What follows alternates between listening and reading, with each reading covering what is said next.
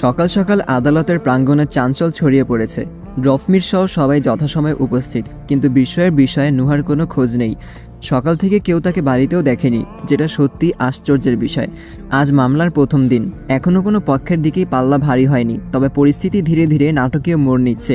নুহার উকিল আদালতের কাছে রফমিরকে গ্রেফতারের আবেদন জানালেও বিচারক প্রমাণের অভাবে তা নাকচ করে দেন। কিন্তু নুহার আদালতে না আসা আদালত জুড়ে এক ধরনের অস্থিরতা সৃষ্টি করছে। বিচারকের কণ্ঠে সংশয়, উকিলদের মুখে চাপা গুঞ্জন, আর উপস্থিত দর্শকদের চোখে গভীর প্রশ্নের ছায়া, সব মিলিয়ে যেন রহস্যের এক নতুন অধ্যায়ের সূচনা হয়েছে। আদালতের ভেতরে উত্তেজনার পারাত যেমন ঊর্ধ্বমুখী, বাইরে তার চেয়েও বেশি। কোর্ট চত্বরের সাংবাদিকদের উপচে পড়া ভিড়, ক্যামেরার ফ্ল্যাশের ঝলকানি, মাইক্রোফোনের সমুদ্র, সবকিছু মিলিয়ে পুরো পরিবেশ যেন এক অনির্দেশ নাটকের মঞ্চে পরিণত হয়েছে। আলোচনার কেন্দ্রবিন্দু একটাই, বিশিষ্ট ব্যবসায়ী রফমিরের বিরুদ্ধে গুরুতর অভিযোগ। নিজেরই ভাই ও ভাবিকে হত্যার ষড়যন্ত্র এবং কোম্পানির বিপুল অর্থ আত্মসাৎ, এই ভয়াবহ অভিযোগ এনেছেন তারই ভাতিজি ও পুত্রবধূ। মামলাটি এখন আর কেবল আদালতের দেওয়ালের মধ্যে সীমাবদ্ধ নেই, এটি পরিণত হয়েছে সংবাদ মাধ্যমের সবচেয়ে আলোচিত ব্রেকিং নিউজে। আদালত প্রাঙ্গণ থেকে বের হওয়ার সঙ্গে সঙ্গেই রফমিরকে ঘিরে ধরে সাংবাদিকদের উত্তেজিত ভিড়। প্রশ্নের বন্যায় মুহূর্তেই চারপাশ ভারী হয়ে ওঠে। ক্যামেরার ফ্ল্যাশ ঝলসে ওঠে একের পর এক, মাইক্রোফোনের সমুদ্র যেন তাকে গিলে খেতে চায়। কিন্তু রফমির চিরকালই কৌশলী ও সংযত, আজও তার ব্যতিক্রম নয়। চিরাচরিত ধৈর্য ও শীতল আত্মবিশ্বাস বজায় রেখে তিনি সমস্ত অভিযোগ অস্বীকার করেন, বরং অত্যন্ত স্বাভাবিক ভঙ্গিতে দৃঢ়কণ্ঠে নিজেকে নির্দোষ প্রমাণের চেষ্টা করেন। তার চোখে মুখে কোনো উত্তেজনার ছাপ নেই, বরং ঠোঁটের কোণে লুকানো এক রহস্যময় হাসি। তিনি বলেন, নুহার আজ কোর্টে না আসা হয়তো অনেক কিছুই স্পষ্ট করে দিচ্ছে। হয়তো বুঝতে পেরেছে সে ভুল করেছে, আর সেই কারণেই মামলা তুলে নেওয়ার সিদ্ধান্ত নিয়েছে, হয়তো যার কারণে সে অনুপস্থিত। এক মুহূর্ত থেমে তিনি দীর্ঘশ্বাস ফেলে যেন গভীর বেদনায় ভরাক্রান্ত। চোখের কোণে জমে ওঠে দুঃখের ছায়া, আর কণ্ঠস্বরে স্পষ্ট হয়ে ওঠে এক আবেগঘন কোমলতা। নুহার কাছ থেকে এত বছর পর আমি এসব সত্যিই আশা করিনি। ও কেন এমন করেছে সেটাও জানি না। আমি তো তাকে নিজের মেয়ের মতোই ভেবেছি। তার কথার প্রতিটি শব্দ যেন উপস্থিত জনতার মনে ধাক্কা দেয়। কেউ অবিশ্বাসের দৃষ্টিতে তাকিয়ে থাকে, কেউ বা মনে মনে তার কথার সত্যতা যাচাই করতে ব্যস্ত হয়ে পড়ে। রফমিরের এই কৌশলী আবেগ কি সত্যি, নাকি এটাও তার পরিকল্পনার অংশ? সে প্রশ্ন সবার মনে থাকলেও কেউ উচ্চারণ করে না।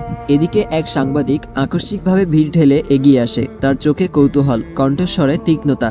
তিনি ক্যামেরার সামনে সরাসরি মাইক্রোফোন বাড়িয়ে দেন আহিরের দিকে। তারপর গম্ভীর প্রশ্ন করেন, আপনি তো মিস্টার রফমিরের একমাত্র ছেলে, আহির ইবনান মীর। আপনি কোন পক্ষ নিচ্ছেন, আপনার বাবা নাকি আপনার স্ত্রী? চারপাশের কোলাহল মুহূর্তের জন্য স্তব্ধ হয়ে যায়। নিস্তব্ধতার মাঝেও যেন সেই প্রশ্ন প্রতিধ্বনিত হতে থাকে।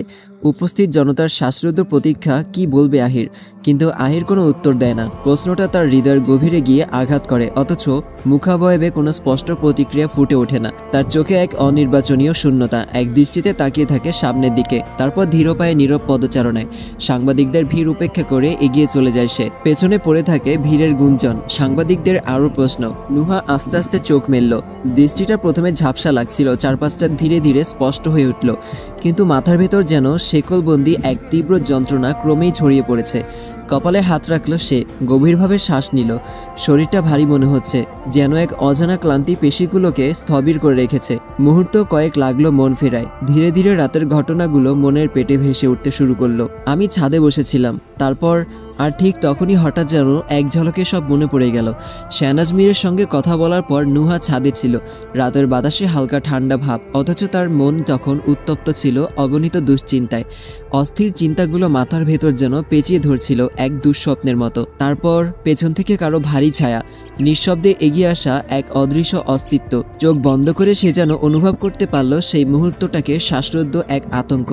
একটা হাত আচমকা মুখ চেপে ধরেছিল, রুমালের ঠান্ডা স্পর্শ, এক অজানা গন্ধ। শরীর অবশ হয়ে আসছিল, তারপর শুধুই গাঢ় অন্ধকার। নুহার বুক ধরফর করে উঠল। সে তড়িঘড়ি চারপাশে তাকালো। ধূলিসূরিত দেয়ালে পুরনো আসবাব, এক কোণে পড়ে থাকা অব্যবহৃত কিছু জিনিসপত্র।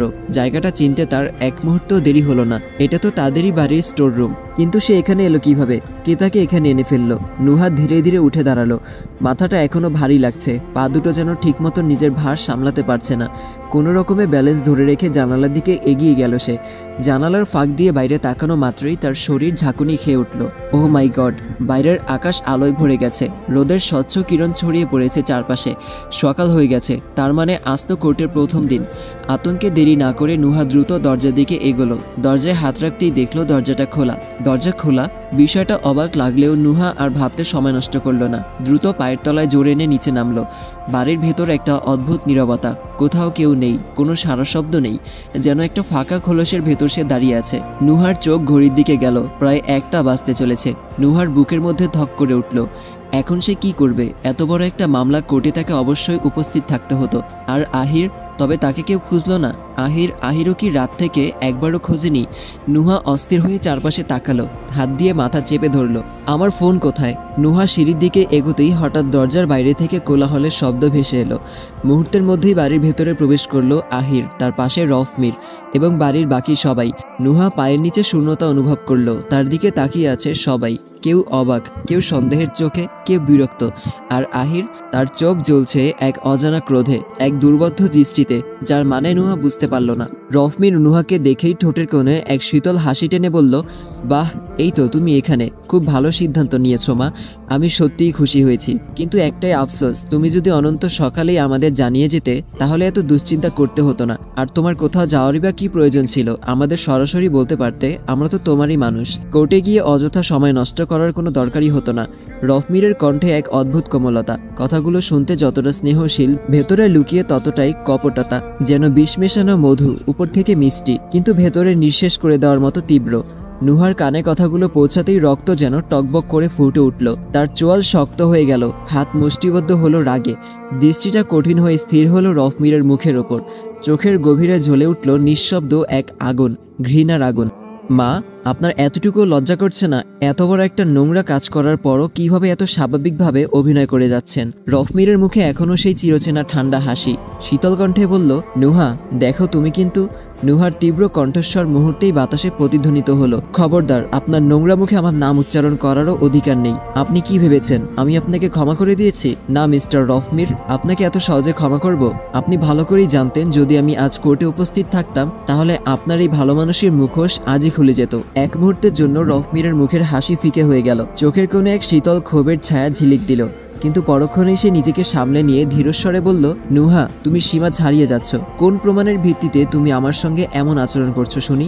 এক মুহূর্তে ঈশান সামনে এসে দাঁড়ালো। তার কণ্ঠস্বর ছিল শান্ত, কিন্তু চোখের গভীরে ছিল এক প্রচ্ছন্ন সন্দেহ। 1 মিনিট, তার আগে বলো নুহা, তুমি আজ কোর্টে গেলে না কেন? আর সকাল থেকে কোথায় ছিলে? নুহা ঈশানের দিকে তাকালো, ঠোঁটে ফুটে উঠল এক বিষণ্ণ হাসি, যেন সেই হাসির আড়ালে লুকিয়ে আছে এক ভয়ঙ্কর সত্য। তারপর ধীরে ধীরে বলল, আমি কোথায় যাব ঈশান? আমি এই বাড়িতেই ছিলাম। ইরিনা অবিশ্বাসের সুরে বলে উঠল, চোখে বিস্ময়ের ছাপ স্পষ্ট। এই বাড়িতেই ছিলে? কিন্তু আমরা তো সকাল থেকে তোমাকে দেখিনি। নুহা চোখ বন্ধ করলো এক মুহূর্তের জন্য। নুহা ঈশানের দিকে তাকালো, ঠোঁটে ফুটে উঠল এক বিষণ্ণ হাসি, যেন সেই হাসির আড়ালেই লুকিয়ে আছে এক ভয়ঙ্কর সত্য। তারপর ধীরে ধীরে বলল, আমি কোথায় যাব ঈশান? আমি তো এই বাড়িতেই ছিলাম। ইরিনা অবিশ্বাসের সুরে বলে উঠল, এই বাড়িতে ছিলে? কিন্তু আমরা তো সকাল থেকে তোমাকে দেখিনি। নুহা চোখ বন্ধ করলো এক মুহূর্তের জন্য।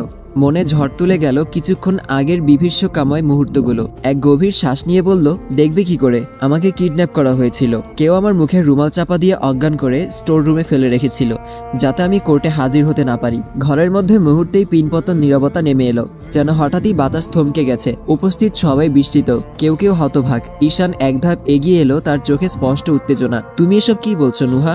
মানে কিডন্যাপ? এই বাড়ির মধ্যেই তোমাকে কিডন্যাপ করা হয়েছিল?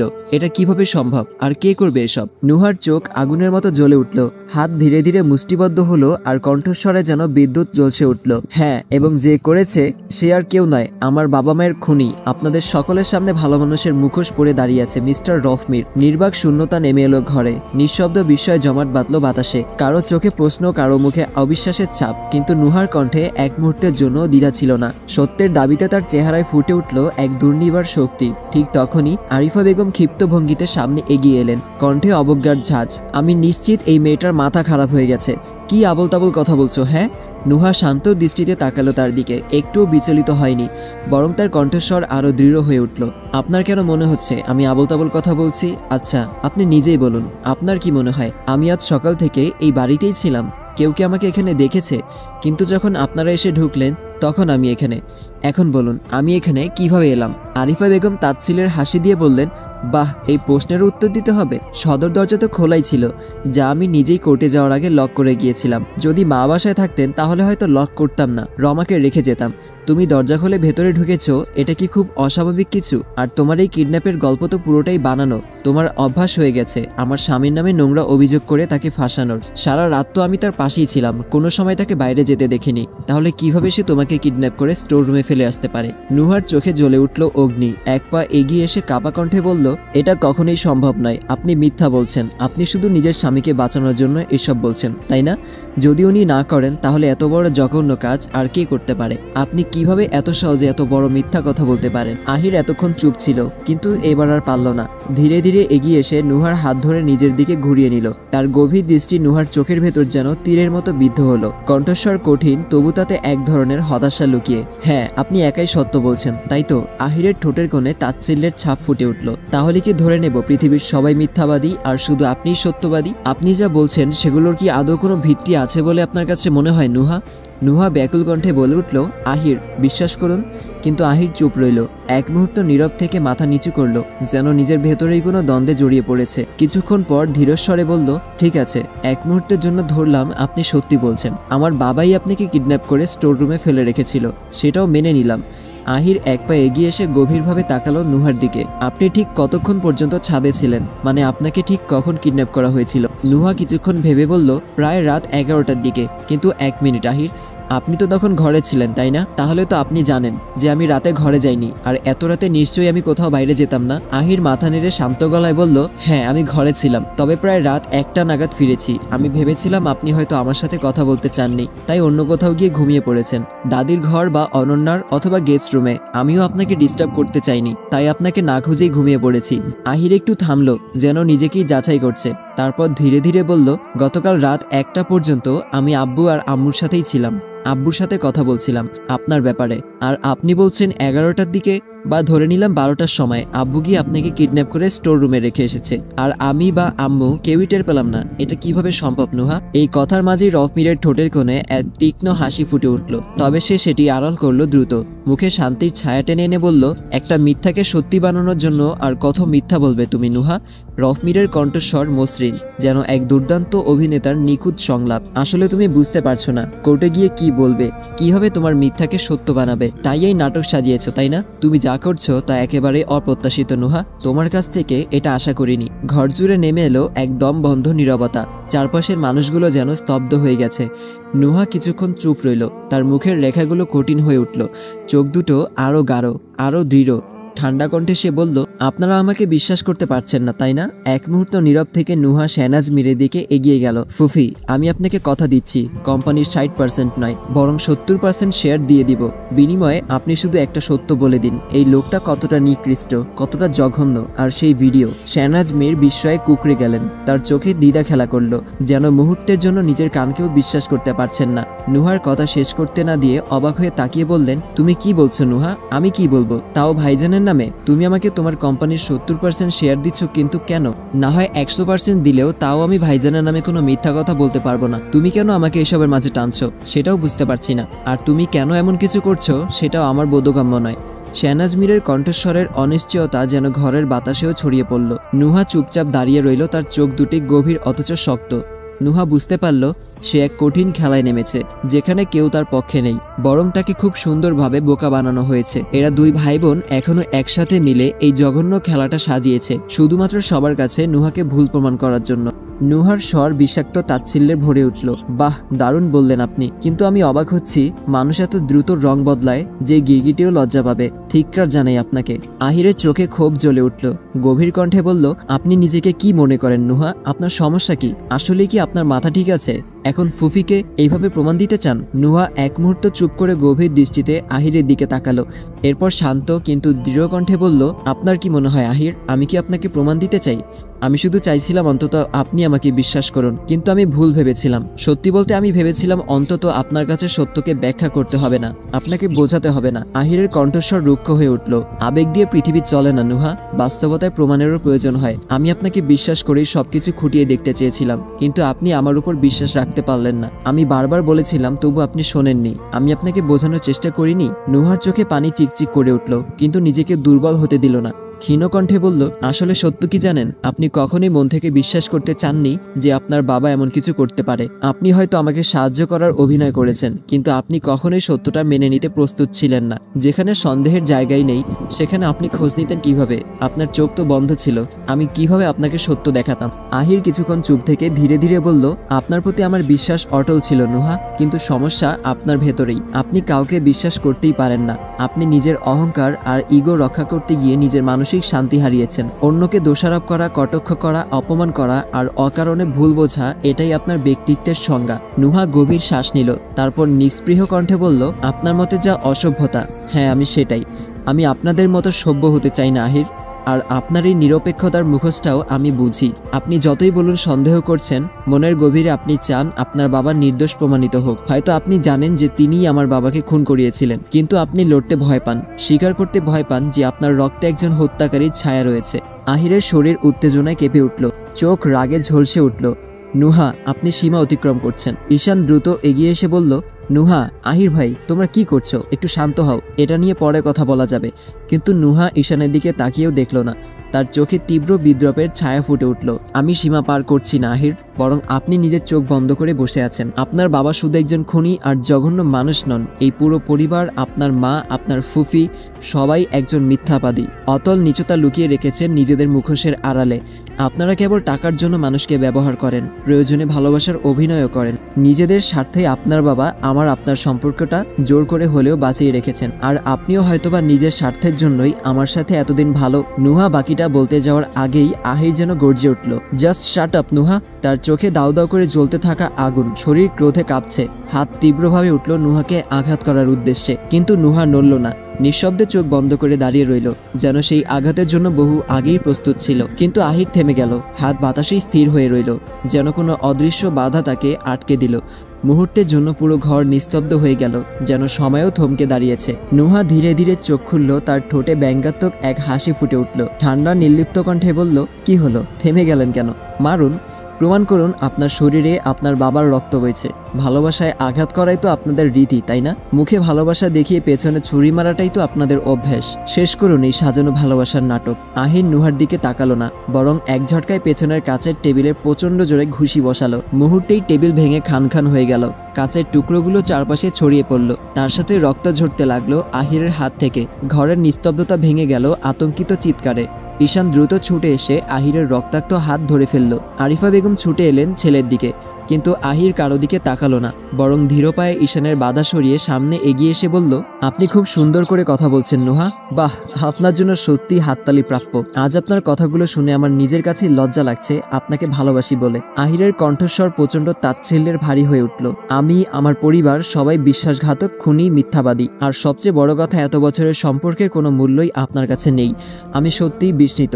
এতদিনের ভালোবাসা, যত্ন সবই আপনার কাছে শুধু অভিনয় আর নাটক ছিল। আমার রক্তে খুনির রক্ত বইছে, তাই তো? কিন্তু আসল খুন আজ আপনি করছেন নুহা। হত্যা করেছেন আমাদের সম্পর্ককে, আমাদের ভালোবাসাকে, শব্দের মাধ্যমে। ঈশান উদ্বিগ্ন কণ্ঠে বলল, ভাই তোমার হাত থেকে রক্ত পড়ছে, ব্যান্ডেজ করতে হবে। কিন্তু আহির মাথা ঝাঁকালো, যেন সে এখন আর কোনো শারীরিক যন্ত্রণার পরোয়া করছে না। চোখের গভীরে কেবল বেদনার ছায়া। আপনি কখনো আমাকে বোঝেননি, তাই না? কখনো আমাকে অনুভব করেননি। আজ বুঝলাম আমার ভালোবাসা, আমার অনুভূতি, আমার আত্মত্যাগ সবই আপনার কাছে মূল্যহীন। আমি আপনার জন্য কিছুই নই নুহা, কিছুই না। সম্পত্তি, টাকা, ক্ষমতা, আপনি মনে করেন আমি এসবের পেছনে দৌড়াই? সত্যি বলতে আমার নিজের কাছেই এখন ঘৃণা হচ্ছে যে এতদিনেও আমি নিজেকে আপনার কাছে প্রকাশ করতে ব্যর্থ। আপনার অহংকার, আপনার জেদ, আপনাকে এইগুলো আমার থেকেও বড়। আপনি কাউকে বোঝেন না, আপনি কাউকে ভালোবাসতেও পারেন না। আপনার কাছে যদি কিছু গুরুত্বপূর্ণ হয় তবে সেটা কেবল আপনার বাবার কোম্পানি, তার সম্পত্তি আর টাকা। আপনি কেবল এগুলোই ভালোবাসেন। আপনি এসবের মাঝেই সুখে থাকবেন, শান্তিতে থাকবেন। আমি আপনাকে সুখে রাখতে পারবো না। আহিরের কণ্ঠস্বর যেন ভেঙে যেতে চাইছে, তবুও শক্ত হয়ে দাঁড়িয়ে বলল, আমি আপনাকে, শুধু আপনাকেই চেয়েছিলাম নুহা, কিন্তু আপনি কখনো আমার হতে পারেননি। আমি হয়তোবা জোর করেই আপনাকে বেঁধে রেখেছিলাম, কিন্তু আজ থেকে আপনি মুক্ত, সম্পূর্ণ মুক্ত। আমি আহির ইবনান মীর এই স্বার্থের সম্পর্ক থেকে আপনাকে মুক্তি দিলাম। আজ থেকে আপনি যা ইচ্ছা তাই করুন। আপনার বাবার টাকা সম্পত্তি নিয়ে সুখে থাকুন। আমি কখনোই ভালোবাসার দাবি নিয়ে আপনার সামনে দাঁড়াবো না। প্লিজ বেরিয়ে যান আমার বাড়ি থেকে। আমার মতো, আমার পরিবারের মতো নিকৃষ্ট জঘন্য মানুষের সাথে আপনাকে আর থাকতে হবে না। আহিরের চোখে গভীর বিষাদ নেমে এলো। এক মুহূর্ত দাঁড়িয়ে থেকে যেন নিজের সমস্ত আবেগকে গিলে ফেললো। তারপর ধীরে ধীরে পেছন ফিরে চলে গেল সিঁড়ির দিকে। আরিফা বেগম ব্যথিত চোখে ছেলের দিকে তাকিয়ে ফিসফিস করে বললেন, আহির দাঁড়া, তোর হাত। নুহা একনাগারে আহিরের কথাগুলো নিজের মনে পুনরায় শুনছিল। প্রতিটি শব্দ যেন তার অন্তরে বাজছিল ভাঙা সুরে, গহীন শূন্যতায়। আহিরের কঠোর কথা তার মনের গভীরে গভীর ক্ষত তৈরি করছিল। নুহার চোখ থেকে অনগরে অশ্রু গড়িয়ে পড়তে লাগলো, শ্রাবণের ধারার মতো, কিন্তু কোনো শব্দ বের হচ্ছিল না। তার কান্না যেন বাতাসে মিলিয়ে গেছে, একটি নীরব আর অব্যক্ত শোকের মতো। সমস্ত পৃথিবী যেন থেমে গেছে, শুধু তার অনুভূতিগুলোর মধ্যেই হারিয়ে যাচ্ছে। ইরিনা তড়িঘড়ি এগিয়ে এসে নুহাকে শক্ত করে আঁকড়ে ধরল, নুহাকে সোফায় বসিয়ে দিল। কিন্তু একটু পর নুহার শরীর একেবারে স্থির হয়ে পড়ল, যেন সজীবতার শেষ অবলম্বনটুকুও হারিয়ে ফেলেছে। অজ্ঞান হয়ে ইরিনার কোলে ঢলে পড়ল। ইরিনা তার কাঁপা কাঁপা হাতে নুহাকে সজাগ করার চেষ্টা করল। নুহা, কি হয়েছে? নুহা, অনন্যা তাড়াতাড়ি পানি নিয়ে এসো। অনন্যা ছুটে এসে পানি নিয়ে নুহাকে জাগানোর চেষ্টা করলো। নুহা আপু, চোখ খোলো। নুহা আপু। কিছু সময় পর নুহা আস্তে আস্তে চোখ খুলল। তার চোখে এক অদ্ভুত শূন্যতা, যেন জীবনের সমস্ত অর্থ এক মুহূর্তে হারিয়ে গেছে। সে ধীরে ধীরে উঠে বসলো। ইরিনা নরমভাবে বলল, ভালো হয়েছে তুমি উঠে গেছো, আমি তো এখনই ডাক্তারকে ডাকতে যাচ্ছিলাম। নুহা ধীরে ধীরে উত্তর দিল, ধন্যবাদ, কিন্তু তার দরকার নেই। ইরিনা অস্থির হয়ে বলল, নুহা তোমার বিশ্রাম দরকার, তুমি বরং আমার সাথে চলো, একটু রেস্ট নেবে। নুহা এক টুকরো হাসি দিয়ে বলল, তার দরকার নেই ইরিনা। ইরিনা চোখ বন্ধ করে গভীর কণ্ঠে বলল, দেখো নুহা, আমি জানি না কে সত্য বলছে কে মিথ্যা, আমি এসব নিয়ে কিছুই জানি না। তবে বিশ্বাস করো, আমি যতদিন আহিরকে দেখেছি এতটা রেগে যেতে আমি কখনোই দেখিনি। আহির কিন্তু সহজে রাগ করে না, আজ প্রচন্ড রেগেছিল, তাই রাগের মাথায় যা বলেছে যা করেছে তা হয়তো নিজেও জানে না। তবে তুমি চিন্তা করো না, একটু পরেই দেখবে আহির নিজেই আফসোস করবে। নুহা একদৃষ্টিতে কিছুক্ষণ স্থির রইল, তারপর যেন সবকিছু এক মুহূর্তে পরিষ্কার হয়ে গেল। তার চোখে এক দৃঢ় সংকল্প। ধীরে ধীরে উত্তর দিল, আমি জানি না আহির কি ভাবছে, কি করবে, তবে আমি খুব ভালো করেই বুঝে গেছি আমাকে কি করতে হবে, আর এবার আমি সেটাই করব।